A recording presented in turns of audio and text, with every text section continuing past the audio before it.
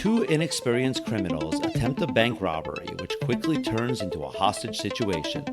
Join us as we discuss peak Pacino, Jim Norton's wife's penis, and pearl clutching over bad words. Then we find out if Dog Day Afternoon stands the test of time.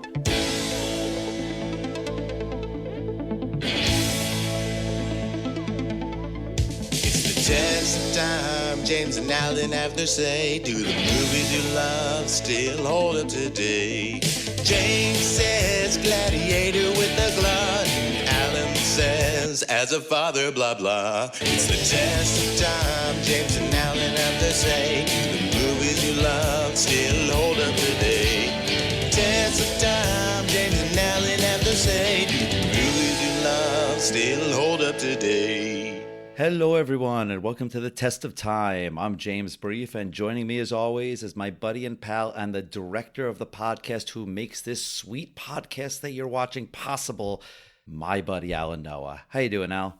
I'm fine. I don't think a lot of people are watching. We are on YouTube, but there's no video, so you would just be listening on YouTube. It's like a whole thing now that so many podcasts are video podcasts, and at a certain point, aren't they just TV shows? Good Hang with Amy Poehler is a video podcast, and I listen to it, but you can watch it, and then it's just like a talk show, right? I mean, the lines are blurring. It's a new version of it. You're right. I saw that it was the 50th anniversary of Dog Day Afternoon, and it kind of just grabbed my attention because this is a movie that I've never seen, but I've heard of it. I didn't really know much about it other than it was a crime movie. You said you hadn't seen it either, right? I'd never seen it. I knew Al Pacino was in it. I figured that Dog Day Afternoon was not about a doggy daycare that's open from the hours of 1 to 5 p.m. Right. You know. I think it is worth pointing out that Dog Day Afternoon isn't the best title. I mean, I get it. I understand what they're going for, but it doesn't really convey what the movie's about. When I heard that it's based on a true story, I thought that the magazine articles or something like that was going to be called Dog Day Afternoon. But no, the Life magazine article, it's titled The Boys at the Bank. The Boys in the Bank. Yeah, The Boys in the Bank. That makes sense. They're a couple of young guys in robbing a bank. You basically have the story right there. But Dog Day Afternoon, I mean, it's dog. I guess that's an expression that means like a bad day. No, just like a hot day. Like right, the dog right. days of summer. Exactly. The movie's working title was The Boys in the Bank, but Sidney Lumet didn't like that. He thought it was a little too campy and a little too juvenile. I get like it that. sounds fun, the boys in the bank. I wonder what kind of mischief they'll get up to. And that's obviously not what this movie is. But James, why don't you tell our listeners what the movie is all about? Sure. This movie is based on a true story, like we said, and it follows two young men, Sonny and his friend Sal, as they attempt to rob a bank in Brooklyn on a summer afternoon. Their simple heist quickly unravels when the police surround the bank, trapping the robbers inside. Sonny and Sal hold the bank employees hostage, agreeing to release one for every demand that is met. As the standoff drags on, Sonny's motives are revealed to be deeply personal. He needs the money to fund his partner's gender-affirming surgery. The tense situation turns into a media spectacle and concludes with the robbers almost escaping on a jet to Algeria. Almost. That's the key word there. All right, so when this movie came out 50 years ago in 1975, how did it do at the box office? Oh, it did fantastic. It was released on September 1st, 1975, and with a budget I've seen anywhere in the $3 to $4 million range, it generated somewhere between $50 and $55 million. People are still talking about today. It's one of these films that was added to the Library of Congress, and it got a bunch of Academy Awards and Golden Globe Awards and BAFTAs. Right. And so this is based on a true story. I was doing some reading about the actual bank heist today, and the movie does a pretty good job of conveying the structure of the actual bank heist. They had to pay everyone who was in the bank, all of the hostages, for the rights, and then one person wanted more money, and guess what? They just didn't pay them and wrote them out of the story, and there's one fewer hostage in the movie than there was in real life, and sucks to be that person who didn't get the $400 or whatever. Sonny's wife in the movie is a character named Angie. In real life, it's a woman named Carmen who only was paid $50 for her version of the story. She sued because they portrayed her negatively. Apparently, in the novelization of the movie, they call her some horrible, horrible names. But that lawsuit was thrown out because they wisely changed her name in the movie and didn't call her Carmen Wachowicz. I'm sure I'm mispronouncing that, but she's Angie Wartzik. That's a different person, so we're not libeling a real person. I was only surprised because sometimes when a movie is based on a true story or inspired by actual events, that means that the producers really take some dramatic liberties with the story.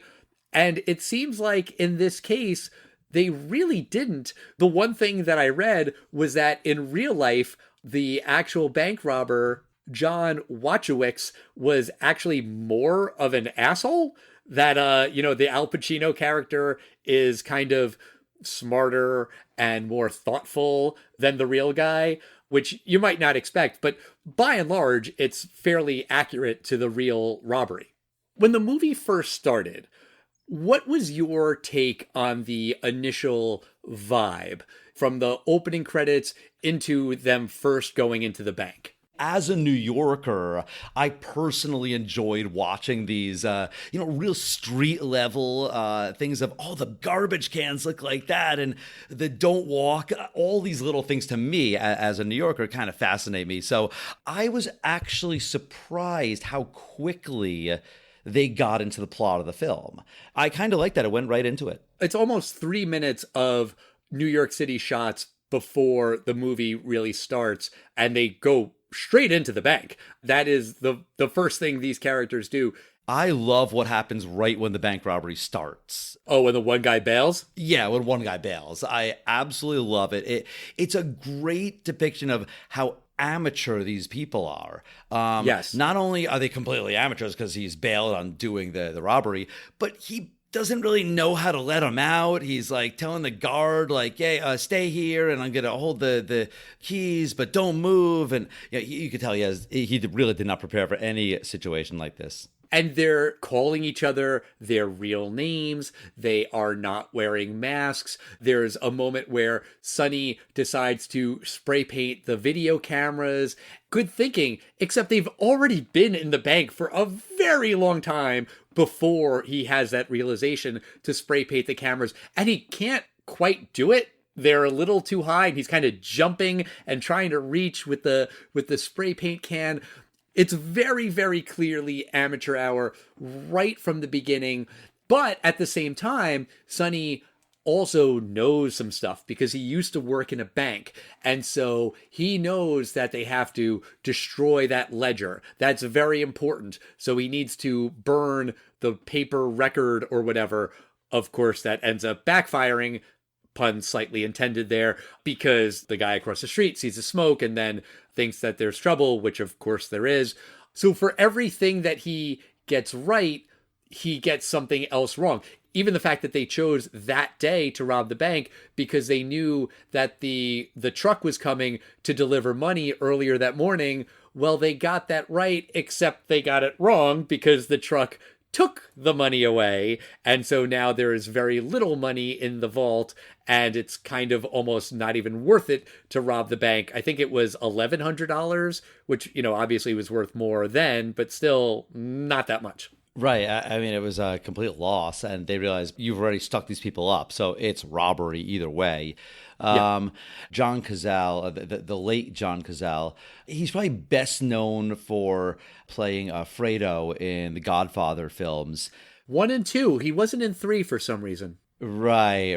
Exactly. You get it. You get it. Well, I'll say, of course, Zhang Zhao could not be in The Godfather Part 3, which I think was from 1990 or 91, because he sadly died at age 42 Yeah. in 1978. But this guy, he has this famous streak where he was involved in 1972, The Godfather, then 1974, The Conversation, 1974, also The Godfather Part 2, 75, Dog Day Afternoon, and 1978, The Deer Hunter. Right. These are all nominated for Best Picture, and he was in all of them. He was just such a good actor. He's always in these tough roles. Fredo is in the Corleone family, but he has this such vulnerabilities to him. And in this film, he's Sal, and he's kind of a killer, but he's really soft spoken, and he'll kind of do whatever Sonny says. But he also wants to pile up the dead bodies, and he ain't going back to prison. He's fantastic in this film. In real life, he died of lung cancer. In this movie, there's a moment where Sal is talking with one of the hostages and she's smoking. And he says, "Hey, you really shouldn't smoke. It's bad for you." And she's like, "Buddy, you're robbing me at gunpoint. What do you care about me smoking a cigarette?" And in real life, he did, in fact, die of lung cancer. He was dying when he was working on The Deer Hunter. Someday, when we really need to depress the shit out of ourselves, we will watch The Deer Hunter for the podcast. I've seen that movie once, and I'm not really chomping at the bit to revisit it, but we will have to do it. Well, that and Platoon. Maybe we'll just have like a Depression Fest, a doubleheader. Sad September? Sad September, something like that. We'll workshop that. But Al Pacino's a great actor, and I think he's doing a great Al Pacino role here. I wouldn't say he's playing Michael, or he's certainly not playing Tony Montana, but you can see both of those guys in this role. You could see the smart guy, and then you could see the guy that's making some stupid, rash, quick decisions like Tony Montana will make in Scarface. Yeah, this is my preferred Pacino. I feel like it's come up in other movies of his that we've seen, that we've talked about on the podcast. The two that come to mind instantly are The Devil's Advocate and Scent of a Woman, where, in my humble opinion, he is not so much acting as overacting. And I really feel like in this movie, in Dog Day Afternoon, Pacino is acting, and he does a lot with this character, with not a ton of dialogue, with just the way he's looking around. You get it. You feel this guy in over his head. I understood what he was going through. I understood what he was thinking, what he was feeling. Pacino is just firing on all cylinders in this movie. This might be my favorite Pacino performance ever. Maybe. I don't know if I want to make that a declarative statement and die on that hill, but this is peak Pacino for sure. But getting back to Sonny doing some things right and some things wrong, I think one of the smartest things that Sonny does is when he goes outside and he starts screaming Attica. That is a real turning point for the character and for the story, because before that, there is a crowd gathering outside the bank because there's a bank robbery. It's just a spectacle in and of itself. But then Sonny realizes that people in New York City at that time in 1975 don't really like cops. And he knows that he's a bank robber, he's a criminal, he's the quote-unquote bad guy in this story. But what if he isn't? And what if he can turn public opinion around? And by screaming Attica, Attica, he does that. And I'll be honest, I didn't really know what that was in reference to. I was looking it up earlier. It was a prison riot. It's a pretty fucked up story where the prisoners in this prison in upstate New York, in a town called Attica, they held the prison guards hostage. They made all of these demands because they were being treated horribly, and they were getting concessions. The governor had agreed to some of their demands. They were going to make some changes in this prison. And then the cops came in and killed everybody, the convicts in the jail and a lot of the guards, because they just went in guns a-blazing. So invoking that was really smart, because now all of a sudden the crowd outside this bank is thinking, yeah, fuck the cops. We don't like the cops. Grr, cops. That totally shifts the dynamic. That has to be the smartest thing Sonny does. Right.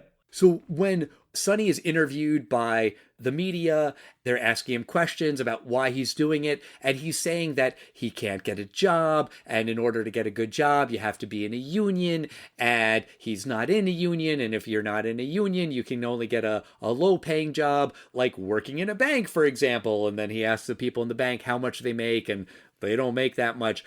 And for a while, I thought that that was the motivation of why Sonny robbed the bank.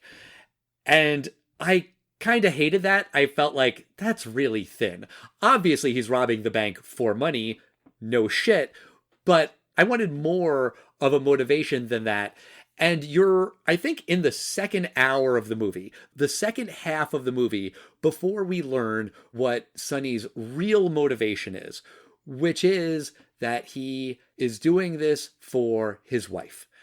And his wife isn't the woman, Angie, who we've met in an earlier scene. It's Leon. I was not expecting that. That was a remarkable twist. You know, it's based on a true story, and that is why the real guy, John, robbed the bank in real life to pay for what they called then a sex change operation. Now we would call that gender-affirming surgery. I have to say, it feels really ahead of its time that they were talking about this transgender relationship in this movie, where before that, it seemed kind of, I don't want to use this in a negative way, but kind of standard, generic, boilerplate heist movie. He's a working class guy. He's robbing a bank. Why? For money. Okay, sure. And then it turns out that he's got this transgender wife who he's doing it all for. That seems like the kind of thing you might see in a movie in 2025, but I was really surprised that it was in this movie from 1975. Absolutely. You know, if it was released today, I'll bet people would say, oh, in the middle of the thing, you had to insert this. It's just woke. And I like the choices this actor made. But of course, this is 1975. Now I start thinking about it in the movie and I go, oh my God, this person is literally thrown in a mental institution because he is what we today call transgender. No. Oh, no, I thought that's why he was there. Leon was in Bellevue because he had tried to kill himself. He had gone to see a psychiatrist who told him that he was a woman trapped in a man's body. Right. And so he needed to get this surgery. It's not just that they call it a sex change operation, which is, an outdated term. I also feel like it's kind of a outdated way of looking at transitioning. Today, a lot of people are trans and don't get that surgery, and they don't need that surgery, and they don't want that surgery, or they can't afford it, or they just don't feel it's necessary, or whatever. In order to transition, maybe people will change their name, they'll change their hair, they'll change their pronouns, they will go on hormone therapy. The operation is sometimes a thing that they will do, sometimes not. I was just reading a thing about the comedian Jim Norton, who in his new stand-up special talks all about his wife's penis, because he's married to a trans woman who has a penis. Cool, neat, whatever. But I feel like in the 70s, the way that people looked at it was, if you're going to change gender, you do the surgery. That's kind of like the first and only step in the process, whereas today it's the last and sometimes optional step in the process. Right. So in real life, John Wachowicz, I feel like I've pronounced his name differently every time I've said it. He robbed the bank to pay for the surgery, although there is an asterisk there because some reporter said, no, he didn't. That was maybe incidental, but it was really a mob job. Who knows? But obviously, he didn't get to keep the money that he stole from the bank. But when they made the movie, John got a payout for his story, and he used some of the money he got from the movie rights to pay for his real life wife. Elizabeth Eden is her name, or was her name. She passed away. But she was able to get the surgery because John raised the money, not through the bank robbery, directly, but indirectly. He kind of did get her the money for the surgery. That is interesting. We should mention that Leon is played in the movie by Chris Sarandon. Right. I knew him from somewhere. Humperdinck from Princess Bride. I don't know a lot about Chris Sarandon other than he's in The Princess Bride and Susan Sarandon divorced him and kept his name and talked shit about him. He's also the voice of Jack Skellington. Right. Also that. Yes, correct. But I give the guy credit that he was totally into playing this character. Al Pacino was, depending on the story you read, kind of on the fence about playing a gay character. He dropped out of this movie 3 times. He was attached and then left and then was attached again and left and kept coming and going. There was a version of the script where he was going to kiss Leon and he refused to do it. He says that it was because it was exploitative. Maybe. I think it'd be unnecessary. I got their affection for each other through that phone call. I think that was actually more powerful. And Sidney Lumet said that basically the idea of them connecting on the street in front of the bank and talking and looking into each other's eyes and kissing wasn't really true to the story because Leon in the movie doesn't want to be with Sonny for a good cause. I mean, he is doing this honorable thing to raise money for Leon, but also he's scary and violent and temperamental. Leon says that. Angie says that. So he's not the greatest guy. And the phone call scene between Sonny and Leon is really, really powerful. It's really well done. As is the phone call between Sonny and Angie, where Sonny gets furious and he's screaming. They did those 2 phone calls back to back, 2 takes, which Sidney Lumet insisted on, even though the first take was apparently perfect, because he wanted Pacino to be exhausted and exasperated and frustrated, and he wanted all of that emotion to come through. And apparently after the second take, both Pacino and Lumet cried because it was just such a wonderful moment of acting ability that they were both moved to tears. To me, that scene really anchors the whole movie. That is where you really understand Sonny at his core. I guess the follow-up is when he's saying his will to one of the bank tellers. That's also really powerful, where he's talking about how much he loves Leon, how he wants Leon to have the money, and Angie should get some money too for his kids. He doesn't really seem to be particularly enamored with not just Angie, but also his kids. They kind of seem incidental to him. I think because he is supposed to be more infatuated with Leon.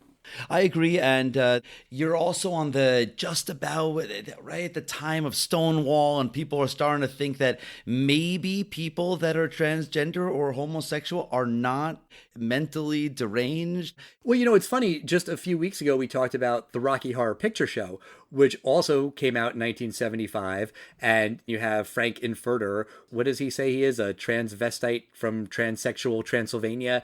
So Right. These words are around, and people are using them sometimes in ways that we don't use them 50 years later, but they're in movies 50 years ago. And it is worth noting that the director of the National Gay Task Force said that Dog Day Afternoon was sensitive and tasteful.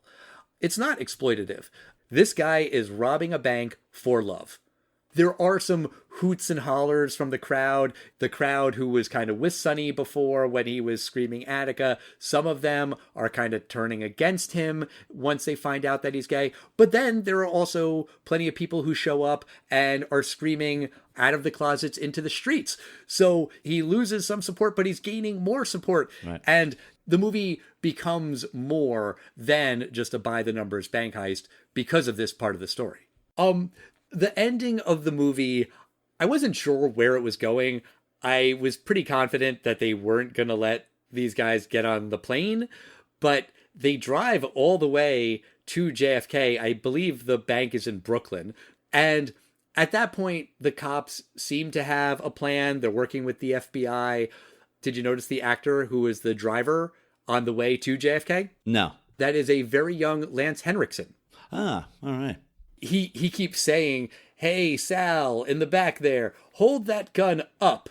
That way, if I hit a bump, you won't accidentally blow my brains out." Which, of course, made me think of Pulp Fiction. But it's a smart thing for him to say, one, because it's true, right? You know, there are potholes in New York City roads. Also, though, he wants the gun up because he knows that the plan is as soon as he is able to, he's going to turn around and fire. So better if the gun isn't already pointed at him.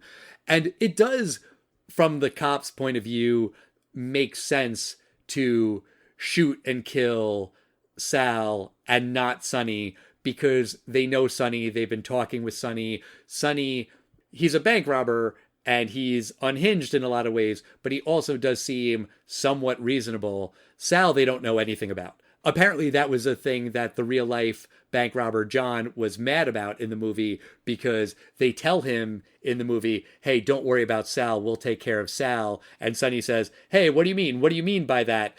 The real life guy kind of felt like it implied that he was turning on his friend, that he was allowing his friend to be killed, when that wasn't the case. I don't think that's really implied in the movie. He asks, "What does that mean? What does that mean?" And they never answer him. Well, there is the part when Sal asks him, like, "Hey, what were you talking about out there? Why couldn't that just be done over the telephone?" But I was thinking the same as you in Act 3. I was like, I really have no idea how this is going to go. Are any of the hostages going to die is what I was wondering. And Are any of the cops going to die? I kind of just felt like Sal's going to die, but I really wasn't sure about Sonny. They do foreshadow Mulvaney dying, the bank manager. Sonny and Mulvaney talk about him dying a couple of times. And I was like, okay, well, that's bad news for this guy. He's going to die. He has asthma, I guess. And I was like, oh, is that what's going to do him in? Is it not going to be that he gets shot, but just, you know, the pressure of the situation is going to kill him? But no, I mean, there really is only one death in this movie. It's Sal. There's only 2 shots that are fired. You know, when the cops are coming in the bank, Sonny fires into the air. And then at the end, Lance Henriksen shoots Sal, and that's it. There's not a lot of bloodshed. Sonny's face at the end is really powerful when they wheel Sal by him on the stretcher and he sees his friend dead. All of the hostages walk away. And there is a Stockholm Syndrome kind of vibe where in the bank, they're kind of friendly and amicable and chatting with each other. And one of the girls gives Sal a necklace because he's never been in an airplane before. Right. Sonny is showing one of the tellers how to do the military gun salute thing, you know, where they twirl the gun around. They're friendly, and you do get the sense that Sonny doesn't have a lot of friends. You know, he has this ex-wife, he has Leon. Leon doesn't want to be with him. And then when all of the hostages leave and are taken to that terminal in JFK, Sonny's looking at them. He's watching them go. They don't turn around. They're not looking at him to make sure he's okay because he's the guy who held them at gunpoint. It makes sense, but he seems extra sad that they're not really his friends when, of course, they're not. He was nice to them in the fact that he did not murder any of them, but Right. They didn't know that he wasn't going to murder them for the entire time. Exactly. I do also just want to say it was nice seeing a very young Carol Kane as one of the hostages. They kept calling her the squirrel because she was hiding under the desk in the beginning. Oh, yeah. Also from The Princess Bride. But James, let me ask you about this movie. Do you think that Dog Day Afternoon stands the test of time? Honestly, I don't think there's much you would change at all about this film. I mean, yeah, you'd have to take away everyone's cell phones or something small like that. But even the small nuances, like Sonny was talking to the bank manager about the elderly guard, and like the manager's like, yeah, he doesn't really do anything. He just kind of folds the flag and does whatever. Kind of makes sense that today he's probably the cheapest person that a bank could hire. It's kind of for theater and for the insurance. Said, yeah, we had a guard post and we still got robbed. And now you got to insure us. I think it was surprising how watchable this film was. Yeah, so for me, it stands the test of time. What about you, Al? Dog Day Afternoon, 50 years ago, is it still as good today as people thought back then? I think so. The movie really explores a lot. We talked about the way it talks about sexuality and LGBTQ rights. Also, with the whole Attica thing, there is a pushback against authority. That opening montage with the credits, that shows the class divide in New York City. There are rich people doing rich people things, and then it shows you poor people doing poor people things. And that is not an accident. That is very, very deliberate. The movie kind of touches on racial differences as well. When Sonny releases that guard, as soon as he gets out of the bank, the cops swarm him instantly, guns drawn. They think he's a bank robber. He's a security guard. Why do they think he's a bad guy? Because he's black. The movie is commenting on a lot, I think. It is really tackling a lot of heady issues in this movie, and that's great. I think it really is ahead of its time in a lot of ways. You said that if this movie was made today, the fact that there's a transgender person in it would make the movie branded as too woke. I'm not saying you're wrong, but hear me out. The movie's hero is a working class guy. He can't catch a break. In this economy, he can't catch a break. You also have cops in this movie who are very, very well-meaning. Despite the shouts of Attica, these cops go to great lengths to not allow innocent people to be hurt. Sonny comes out of the bank many, many times.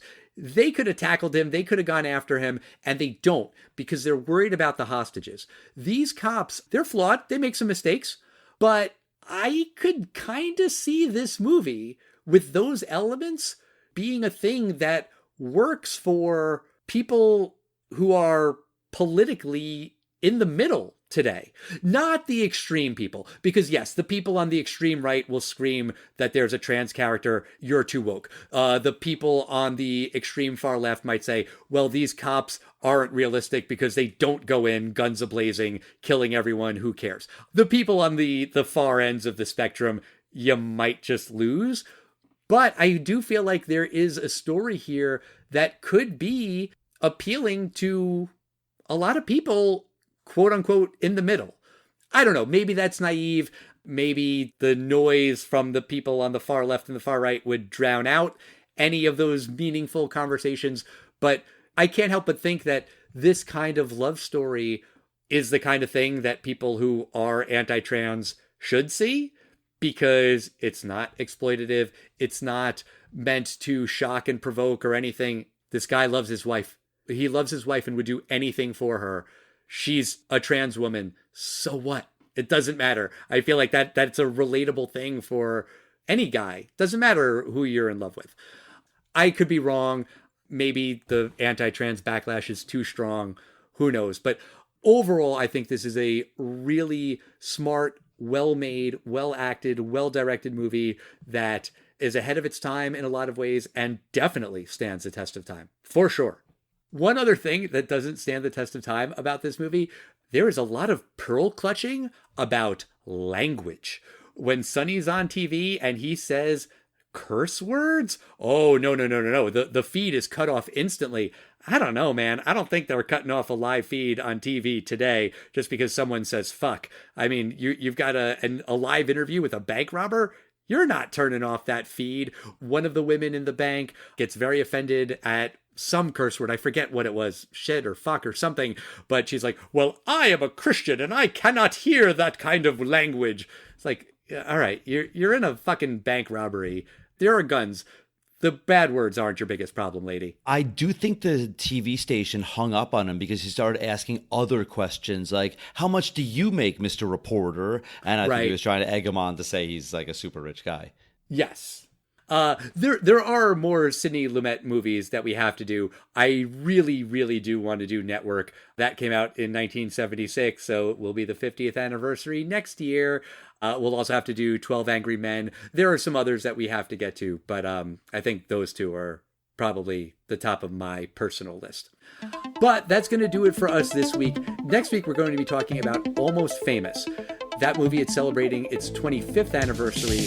I have wanted to do Almost Famous on the podcast for a very, very long time, and I am really excited to talk about Almost Famous. Have you ever seen that one, James? I've always wanted to see it. I love Cameron Crowe.